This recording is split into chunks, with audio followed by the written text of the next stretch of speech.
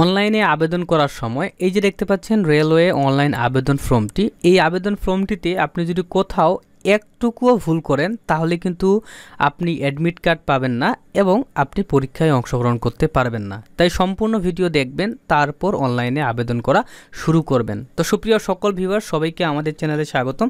তো আজকের ভিডিওর বিষয় হচ্ছে যে যারা হচ্ছে বাংলাদেশ রেলওয়ের আন্ডারে এই যে দেখতে পাচ্ছেন train examiner, train controller, traffic apprentice, trade apprentice, তো এই পদগুলোতে আবেদন করতে চাচ্ছেন। সো তাদের জন্য সুখবর, কিভাবে আবেদন করতে হবে আজকের ভিডিওতে কিন্তু আমি ওইটাই দেখাবো।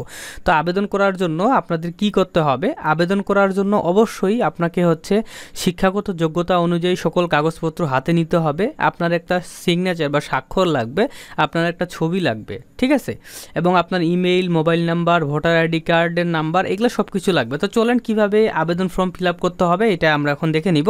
তো সর্বপ্রথম আমরা জানে নিব যে আবেদন কবে শেষ হবে। সো এই অনলাইনে আবেদনপত্র শেষ হবে 28 আগস্ট 2024 তারিখ বিকেল 5টা। তো বিকেল 5টার আগে, 28 আগস্টের আগেই আপনাকে টাকা পেমেন্ট করতে হবে এবং অনলাইনে আবেদন করতে হবে। তো অনলাইনে আবেদনটা আমরা আগে দেখি। তো অনলাইনে আবেদন করার জন্য আপনি কি করবেন? আপনি হচ্ছে যে কোনো ব্রাউজারে, ঠিক আছে, গুগলে আসবেন। হ্যাঁ, গুগলে আসে এখানে সার্চ করতে হবে বিআর টেলিটক লিখে আপনি সার্চ করবেন। তারপর প্রথম যে ওয়েবসাইটটা আসে ওইখানে ক্লিক করে দিবেন। ক্লিক করার পর এমন ইন্টারফেস দেখতে পাবেন, দেখতে পাচ্ছেন অনেকগুলো সার্কুলার। এইখান থেকে প্রথমটা দেখতে পাচ্ছেন, এই প্রথমটাতে আমরা ক্লিক করে দিব। ক্লিক করার পর দেখতে পাচ্ছেন আমাদেরকে বলা হচ্ছে যে অ্যাপ্লিকেশন শুরুর তারিখ এবং অ্যাপ্লিকেশন শেষের তারিখ সময় অনুযায়ী দেয়া আছে, এগুলো আমাদের দেখার দরকার নাই। তো এইখান থেকে দেখতে পাচ্ছেন application from click here to apply online, এখানে ক্লিক করতে হবে। তারপর এরকম আসলে এখানে একটা টিক মার্ক দিয়ে নেক্সটে ক্লিক করতে হবে। তারপর দেখতে পাচ্ছেন এমন আসলে এখন এখানে প্রত্যেকটা পদ দেখাচ্ছে। সো আপনি কোন পদে আবেদন করবেন? তো আমি যেহেতু যেই পদটাতে বেশি মানে দেখা যাচ্ছে যে যেই পদে বেশি জনবল নিয়োগ নেওয়া হবে সেইটাতে আবেদন করব। সো দেখতে পাচ্ছেন 248টি পদে ট্রেন অ্যাপ্রেন্টিস, এই পদে আমি আবেদন করে আপনাদেরকে দেখাবো। আপনারা যে কোনো পদে আবেদন করতে পারবেন। তো এই পদে আবেদন করার জন্য কি লাগবে? কোনো স্বীকৃত শিক্ষা বোর্ড হতে এসএসসি বা সমমান পরীক্ষায় পাস থাকতে হবে এবং সকল জেলায় আবেদন করতে পারবে। তো ঠিক আছে, সমস্যা নাই। আমি এই জায়গায় আসার পর দেখতে পাচ্ছেন ট্রেড অ্যাপ্রেন্টিস, এইখানে টিক মার্ক দিলাম। আপনি যেটাতে আবেদন করবেন সেটাতে টিক মার্ক দিয়ে নেক্সটে ক্লিক করবেন। নেক্সটে ক্লিক করার পর এমন আসলো এখান থেকে premium member of all jobs, এখানে নোতে ক্লিক করবেন। করার পরে নেক্সটে আসার পর আমাদেরকে কি বলা হচ্ছে দেখেন, আমাদেরকে বলা হচ্ছে অ্যাপ্লিক্যান্টস নেম। তো আপনি কি করবেন? আপনার শিক্ষাগত যোগ্যতা সার্টিফিকেট অনুযায়ী আপনার যে নিচের নামটা, এটা হচ্ছে বাংলায় ইংরেজিতে সুন্দর করে লিখবেন। তো আমি এখানে হচ্ছে আমার যে নামটা সেটা লিখে দিলাম, ঠিক আছে। তারপর বলা হচ্ছে আবেদনকারীর নাম বাংলায়, তো আমি আমার নামটা বাংলাতে এখানে সুন্দর করে লিখে দিচ্ছি। তারপর দেখতে পাচ্ছেন ফাদার নেম, তো এখানে হচ্ছে আমি আমার বাবার নামটা লিখে দিলাম। তারপরে এখানে হচ্ছে ফাদার নেম বাংলায়, তো আমি এখানে আমার বাবার নাম এখানে সুন্দর করে বাংলা লিখলাম। তারপর মাদার নেম, এখানে হচ্ছে আমি আমার মায়ের নামটা লিখে দিলাম। তারপর এইখানে হচ্ছে মাদার নেম বাংলায়, তো আমি এইখানে বাংলায় হচ্ছে আমার মায়ের নামটা সুন্দর করে লিখে দিলাম। ওকে, তারপর দেখতে পাচ্ছেন আমাকে বলা হচ্ছে ডেট অফ বার্থ, মানে আমার জন্ম তারিখটা। তো আমি কি করব? ডেট অফ বার্থের জায়গায় এই যে ক্যালেন্ডার আইকনে ক্লিক করব। ক্লিক করার পর এই যে জুলাই 2006-এ ক্লিক করব। তারপরে এইখানে ক্লিক করে আমি হচ্ছে আমার যে জন্মসালটা এদিকে মাস দিয়ে দিলাম, দিয়ে আমি ফাঁকা জায়গায় ক্লিক করলাম। দেখতে পাচ্ছেন এখানে কিন্তু ডেটটা সিলেক্ট করতে হবে, তাহলেই হবে। ক্লিয়ার? তাহলে কি করলাম? এইখানে ক্লিক করে জাস্ট এই যে আগস্ট, এখানে ক্লিক করে এই দেখতেছেন এদিকে হচ্ছে সালটা খুঁজে বার করবেন, ঠিক আছে। এই তীর চিহ্নগুলো দিয়ে সালটা খুঁজে বার করবেন, এদিকে হচ্ছে আপনার মাসটা খুঁজে বার করবেন। করার পরে আপনি এখানে ক্লিক দিয়ে তারপরে এখানে কত তারিখ সেটা দিবেন, দিলে হয়ে গেল। তারপর দেখতে পাচ্ছেন ন্যাশনালিটি বাংলাদেশি, এটা অটোমেটিকলি দেয়া থাকবে। রিলিজিয়ন মানে আপনার ধর্ম কি, এখানে ক্লিক করে আমি ইসলাম ধর্ম দিলাম। আপনার যেটা ধর্ম আপনি সেইটা দিয়ে দিবেন। ওকে, তারপর জেন্ডার, আপনি ছেলে হলে মেল, মেয়ে হলে ফিমেল, ঠিক আছে। তো আমি মেল দিয়ে দিলাম। তারপর দেখতে পাচ্ছি ন্যাশনাল আইডি, তো এখানে ক্লিক করে আমি ইয়েস করলাম। আমার যে ভোটার আইডি কার্ড রয়েছে সেটা আমি সুন্দর করে দিয়ে দিলাম, ঠিক আছে। দেওয়ার পর এখন আমরা একটু নিচে আসি। তারপর দেখতে পাচ্ছেন বার্থ রেজিস্ট্রেশন, এখানে ক্লিক করে আপনি ইয়েস করতে পারেন। যদি আপনার অনলাইন জন্ম নিবন্ধন হয়ে থাকে তাহলে এখানে অনলাইন জন্ম নিবন্ধনটা দিয়ে দিবেন। ওকে, তো আমি এটা দিব না, আমি এটা নো করে দিলাম। ওকে, তারপর দেখতে পাচ্ছেন পাসপোর্ট আইডি আমার নাই, তো আমি নো দিলাম। মেরিটাল স্ট্যাটাস, বিবাহিত না সিঙ্গেল, তো আমি যেহেতু বিবাহিত আমি মেরিট দিলাম। ওকে, তো এখানে স্পাউস নেম, আপনার স্বামী বা স্ত্রীর নাম লিখতে পারেন চাইলে, তবে আমি এটা লিখবো না। ওকে, তারপর দেখতে পাচ্ছেন মোবাইল নাম্বার, এখানে সিম্পল বিষয়, আপনার যে মোবাইল নাম্বারটি রয়েছে সেটা এখানে দিতে হবে, তো আমি দিলাম। তারপরে আবার মোবাইল নাম্বারটি লিখতে বলতেছে, আবার দিলাম। তারপর ইমেইল কিন্তু অবশ্যই দিতে হবে, আপনার যেটা ইমেইল সেটা আপনি কিন্তু অবশ্যই দিবেন। হ্যাঁ,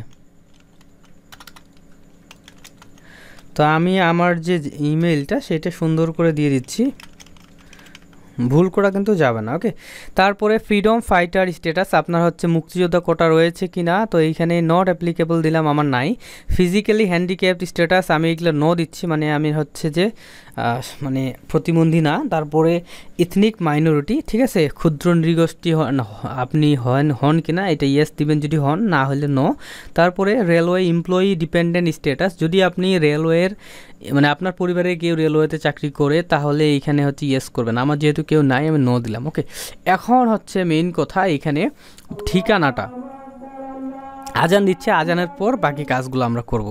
তো এখন হচ্ছে আজান শেষ হয়ে গেছে, এখন দেখতে পাচ্ছেন বর্তমান ঠিকানা দিব, কেয়ার অফ, এইখানে হচ্ছে আপনার বাবা কিংবা মায়ের নাম দিবেন, তো আমি এইখানে হচ্ছে আমার বাবার নাম দিয়ে দিলাম।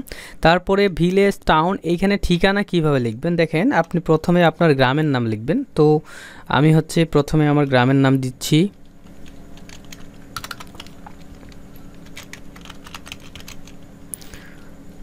তারপরে হচ্ছে আপনার পোস্ট অফিস লিখবেন, এবং পোস্ট অফিসে একটা হাইফেন দিয়ে পোস্টাল কোডটাও কিন্তু এখানে লিখে দিবেন। ওকে, তারপরে হচ্ছে আপনি কি লিখবেন, তারপরে আপনার হচ্ছে উপজেলা,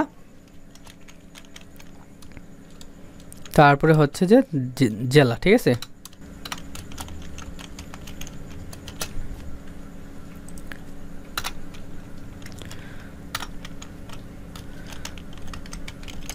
ঠিক আছে, এইভাবে লিখবেন। ঠিক আছে, তারপর দেখতে পাচ্ছেন এখানে জেলা সিলেক্ট করতে বলছে, এইখান থেকে আমি হচ্ছে আমার দিনাজপুর জেলা সিলেক্ট করলাম, উপজেলা এখান থেকে দিবেন, সুন্দর করে আপনি উপজেলাটা দিয়ে দিবেন। তারপরে এখানে পোস্ট অফিসের নামটা আমাদেরকে টাইপ করতে হবে, তো আমরা সুন্দর করে পোস্ট অফিসের নাম লিখলাম, পোস্টাল কোডটা আমরা এখানে সুন্দর করে দিয়ে দিলাম। ঠিক আছে, তো আমার বর্তমান ঠিকানা এবং স্থায়ী ঠিকানা দুইটা একই, যদি আমার আলাদা থাকতো তাহলে এগুলা তো আমি কিন্তু ক্লিক করে করে লিখতাম, তো আমার যেহেতু একই তার জন্য উপরেই যে একটা দেখতে পাচ্ছেন সেম এস প্রেজেন্ট অ্যাড্রেসের এইখানে একটা ঘর, এই ঘরে টিক দিলাম, এইগুলা অটোমেটিক্যালি এখানে চলে আসলো। এখন আমাদের যে বলতেছে শিক্ষাগত যোগ্যতা দিতে হবে, এসএসসি যে আমি পাস করেছি এটা এখানে দিতে হবে, তো এক্সামিনেশন এখানে ক্লিক করে আমি এসএসসি দিলাম। ঠিক আছে, আপনারা যদি দাখিল পাস করেন বা ভোকেশনাল থেকে পাস করেন এগুলা কিন্তু দিতে পারবেন।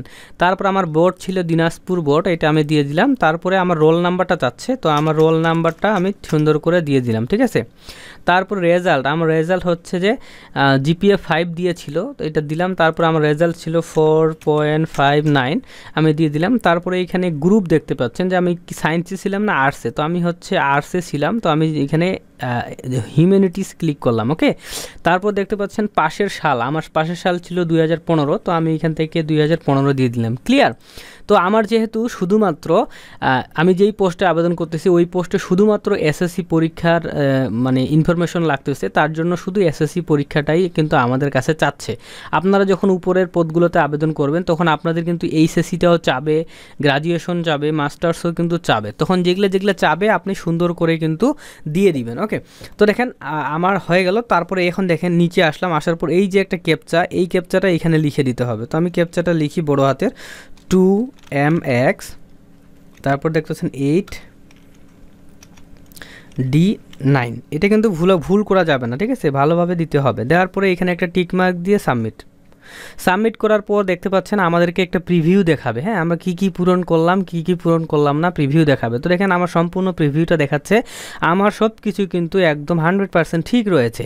এখন আমি নিচে চলে আসলাম, আসার পর আমাকে বলা হচ্ছে একটা ছবি দিতে হবে এবং একটা সিগনেচার দিতে হবে। তো দেখেন একটা ছবি এবং সিগনেচারের কিন্তু সাইজ এইখানে তারা দিয়ে দিছে। ওকে, 300x300 পিক্সেলের ছবি লাগবে এবং সিগনেচারটা লাগবে 300x80 পিক্সেলের। তো যাই হোক, চলেন আমরা দেখে আসি কীভাবে সিগনেচারটা বানানো যায়। ওকে, তো সিগনেচারটা বানানোর জন্য আমরা নতুন একটা ব্রাউজারে আসলাম, আসার পর এখানে হচ্ছে আমরা গুগলে যাব। দেখেন আমি google.com-এ আসলাম, আসার পর এখানে লিখব রিসাইজ, হ্যাঁ রিসাইজ পিক, হ্যাঁ দেখেন রিসাইজ পিক লিখে সার্চ করার পরে দেখতে পাচ্ছেন এই যে দেখতে পাচ্ছেন এই যে চিহ্নটা, এইখানে ক্লিক করতে হবে। ক্লিক করলে এই যে ওয়েবসাইট খুলে গেল, এখান থেকে ফাইলে ক্লিক করে আমার যে পাসপোর্ট সাইজ ছবিটা আছে সেই পাসপোর্ট সাইজ ছবিটা আমি এখন সিলেক্ট করব। ওকে, আমার ডেস্কটপেই রেখে দিছি আমি ছবিটা, এই যে পাসপোর্ট সাইজ ছবিটা দিলাম। তারপরে এখানে সাইজ দেব উপরে 300 এবং নিচে 300। আমার কিন্তু 300x300 সাইজ হয়ে গেল। রিসাইজ ইমেজে ক্লিক করার সঙ্গে সঙ্গে এইখানে আমার ইমেজটা চলে আসলো, আমি ডাউনলোড করলাম, দেখেন ডাউনলোড হয়ে গেল। এখন কি করব, এই পেজটা একটু রিফ্রেশ দেই। রিফ্রেশ দেওয়ার পরে আমি এখন কি করব, এখানে আমার যে সিগনেচারটা, এইখানে ফাইলে যাব, যাওয়ার পর আমার সিগনেচারটা কোথায় আছে, এই যে আমার সিগনেচারটা দিলাম, দেওয়ার পর এখানে কি বলছে 300x80, তাহলে এই জায়গায় দিব 80 দিয়ে রিসাইজ দেওয়ার সঙ্গে সঙ্গে দেখতে পাচ্ছেন সিগনেচারটাও আমার সঠিক পরিমাণে হয়ে গেছে। আমি ডাউনলোডে ক্লিক করলাম, আমার ডাউনলোড হয়ে গেল, দেখেন এই দুইটা ডাউনলোড হয়ে গেছে।